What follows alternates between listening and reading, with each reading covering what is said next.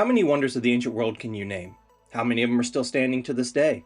Well, I'm only going to answer the second question. The first question you can answer in the comments down below. Out of the 7, the Pyramid of Giza is the only one that is still standing to this day. But the Great Pyramid is only talked about so much because it's the largest and, maybe because it's got that title of being an ancient wonder, whatever.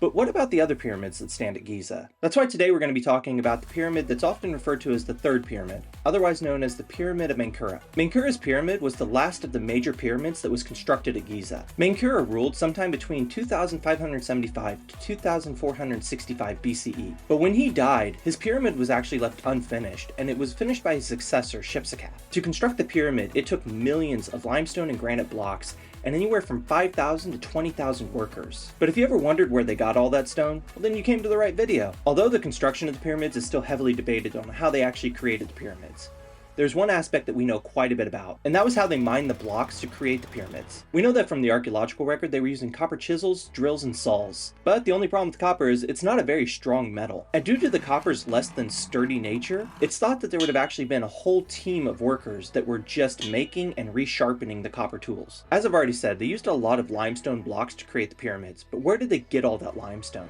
Well, from around them. The desert may not have much to offer, but it has a lot of limestone. There would have been crews of workers that just spent their whole day mining the limestone and then shaping the limestone.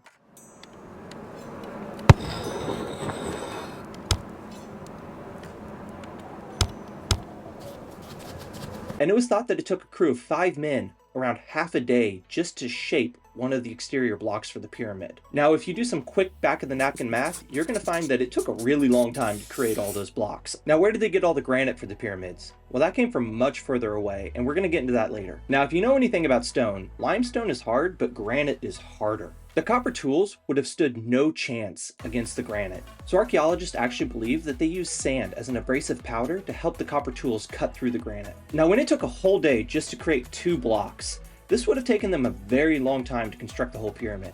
So they came up with some shortcuts. What is that shortcut? It's something we're all very familiar with, and that's just doing the job to the bare minimum. What archaeologists found is that the exterior blocks, were shaped with precision and had to fit together to look nice. But the interior blocks, they didn't need that. They weren't going to be seen. So what did they do? Well, they filled the interior of the pyramid, except for the, areas that were going to be seen, with just irregular shaped blocks. All they really had to do was support the blocks that were on top of them. And where did all these thousands of workers live that constructed the pyramids?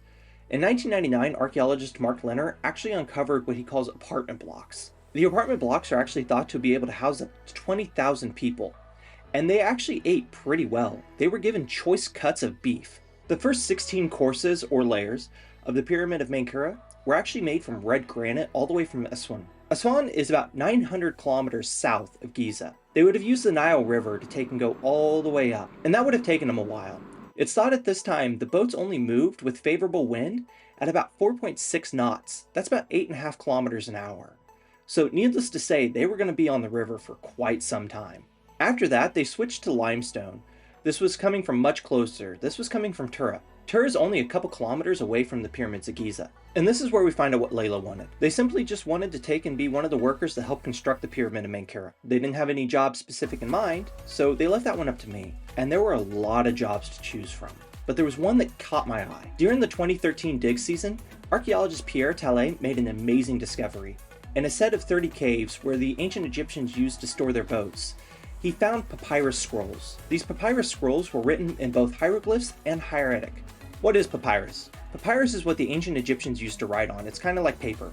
It comes from the papyrus plant. I know, simple enough. It's a reed that grows along the Nile River. And we've all seen hieroglyphs, but you may never heard of hieratic. What is hieratic? Well, it was their simple form of writing. It was what they used for just day-to-day communications. But one of the papyri that stands out amongst the rest was written by an official named Mira. Mira writes about his day-to-day activities of him and his crew of 200. He broke his days down into 2 segments, a morning and an afternoon. And in one such papyri, he actually writes about going to Tura to pick up limestone blocks to take to Giza to help construction of the pyramid. So how did they actually manage to get the limestone blocks from Tura to Giza? Well, they didn't have planes yet, so they would have used boats.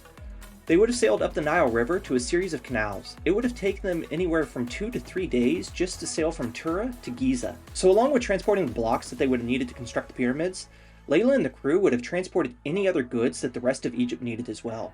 So think of a modern day Postmates, but way back then and taking a whole lot longer to get your goods. Layla and the crew arrived to pick up their nearly 2-ton payload.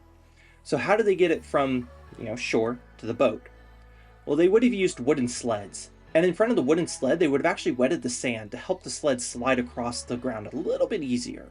And this would have taken a large group of men. I mean, these are 2-ton blocks, so they're not light. And they would have just had to drag these blocks to where they needed to go. Layla wouldn't have been able to transport the stone year-round to Giza. It's thought that they could only actually transport the stone through the canals during the flooding months. This would only give them a few months every year to actually manage to transport enough stone. So there would have been whole crews just going up and down the Nile this whole time, just transporting stone. Because if you only got a couple months, you got to make the best of it. In recent years, archaeologists have actually gone back and started to reassess the people that built the pyramids. We no longer believe that they were forced labor. Looking at the living style and the food that they actually got to eat, it doesn't exactly scream forced labor. It's actually believed that this was more of a state project. So think of the governments today hiring crews to go out and build roads. I want to thank you all for watching, and I want to thank the patrons. With their support, I'm able to buy enough pizza to help fuel these videos. And I want you to think, that retaining wall that you're working on in your garden, at least the bricks don't weigh 2 tons.